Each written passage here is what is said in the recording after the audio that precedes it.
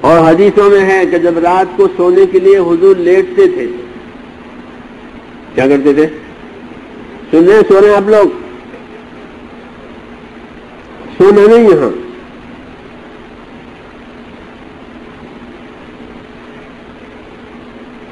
کیا کہہ رہا تھا؟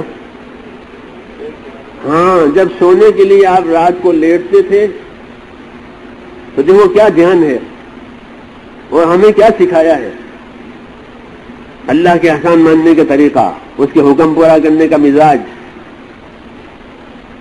کہ جب آپ رات کو سونے کے لیے لیٹتے تھے تو یہ کلمات کہتے تھے: الحمدللہ الذی اطعمنی وسقانی وکفانی وآوانی فکم ممن لا کافی لہ ولا مؤوی. شکر ہے اللہ کا، الحمدللہ، شکر ہے اللہ کا کہ جس نے میری کفایت کر دی، میری ضرورت پوری کر دی اور مجھ کو آسرا دیا. اپنے گھر میں ہوں، آدمی اپنے گھر میں ہوتا ہے، اس کے بعد آسرا سہارا ہے، کہ مجھ کو آسرا دیا، سہارا دیا. کفانی وآوانی، میری ضرورت پوری کر دی، مجھے آسرا سہارا دیا. کتنے لوگ زمین پر ایسے ہیں کہ جس کو کوئی آسرا دینے والا نہیں، جس کو کوئی سہارا دینے والا نہیں. آپ سڑک پر نکل کے دیکھو دہلی میں، ہاتھ کٹا ہوا ہے، کیا کٹا ہوا ہے؟ پاؤں کٹا ہوا ہے، آنکھیں نہیں ہے، اور سڑک پر پڑا ہے، نہ کوئی پانی پلانے والا، نہ کوئی پوچھنے والا، آسمان کے نیچے. تو وہ ہے نہیں ایسے لوگ. تو ان کو کہ کم فکم ممن لا کافی لہ ولا مؤوی، کتنے لوگ ایسے ہیں بندے اللہ کے کہ نہ ان کی کوئی مدد کرنے والا، نہ ان کو کوئی آسرا سہارا دینے والا. اے اللہ تیرا شکر ہے کہ میری ضرورت بھی پوری کر دی، مجھ کو آسرا دیا، اپنے بچوں میں آرام میں ہوں. ہاں، یہ کیا؟ یہ مزاج ہے اللہ کے احسان ماننے کا. جو اللہ کے احسان مانے گا وہ اللہ کا حکم پورا کرے گا. اصل تو حکم پورا کرانا ہے، اس لیے اللہ تعالیٰ اپنے احسانات یاد دلاتے ہیں کہ میں نے تمہارے ساتھ کتنے احسانات کیے ہیں.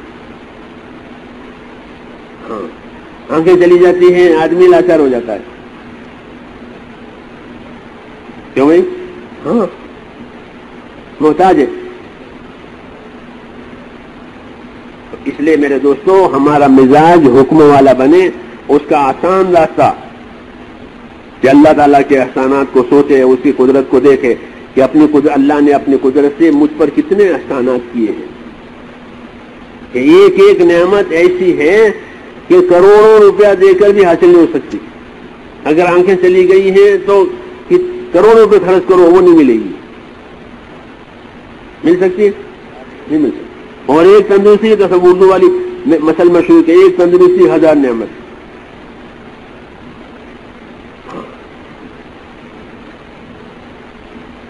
تو میرے دوستو اللہ نے ہم پر احسانات کیے ہیں.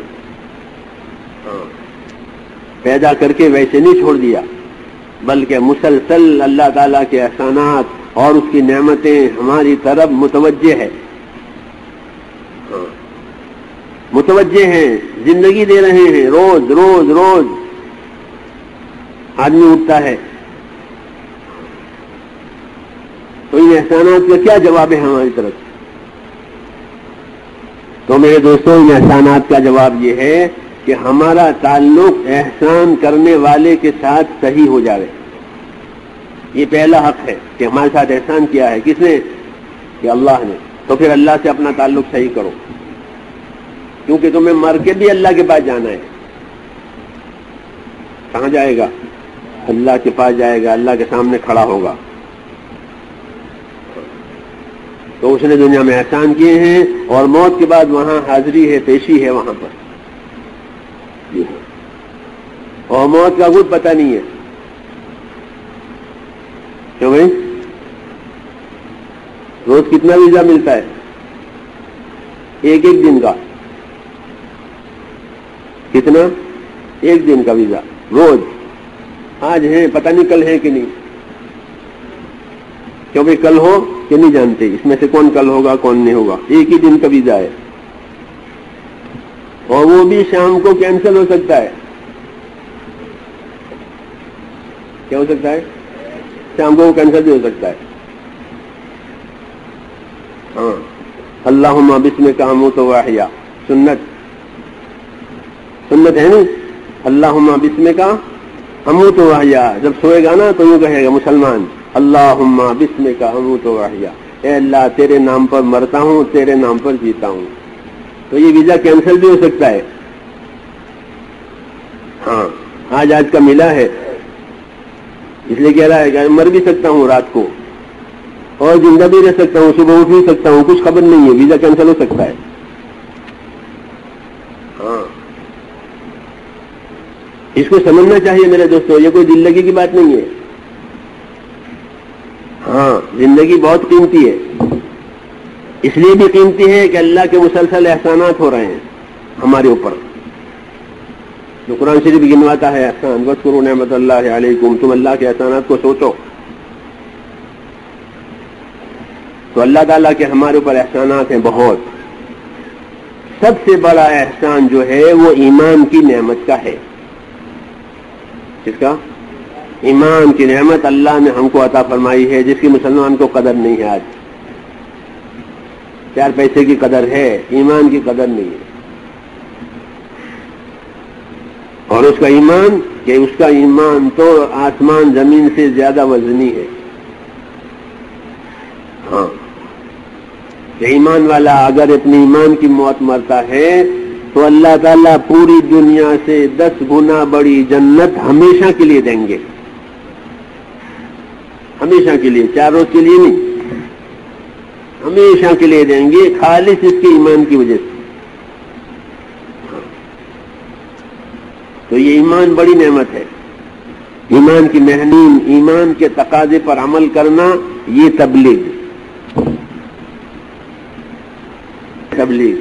تبلیغ کیا کہ وہ ایمانی زندگی بنانا، اللہ سے اپنا تعلق صحیح پیدا کرنا.